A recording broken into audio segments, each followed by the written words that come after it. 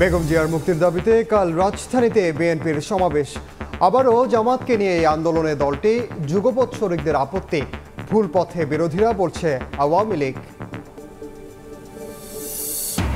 তিস্তা মহাপরিকল্পনায় ভারতের আগ্রহ শুধুই কালক্ষেপণ, দাবি নদী গবেষকের। চীন ভারত দ্বৈরথে ফের প্রকল্প নিয়ে শঙ্কায় বাসিন্দারা, নিজস্ব অর্থায়নে বাস্তবায়নের তাগিদ। 3 দিন ধরে বন্ধ পায়রা তাপ বিদ্যুৎ কেন্দ্রের একটি ইউনিট। দক্ষিণাঞ্চল সহ বিভিন্ন এলাকায় ভয়াবহ লোডশেডিং, কোনো কোনো জেলায় 10 ঘন্টাও থাকছে না বিদ্যুৎ, অতিষ্ঠ জনজীবন। অবশেষে আলোর মুখ দেখছে চট্টগ্রামের নতুন কালুরঘাট সেতু। 9.5 কোটি টাকা দিচ্ছে দক্ষিণ কোরিয়া। রেল ও সড়ক যোগাযোগে আসবে আমূল পরিবর্তন, এলাকাবাসীর উচ্ছ্বাস।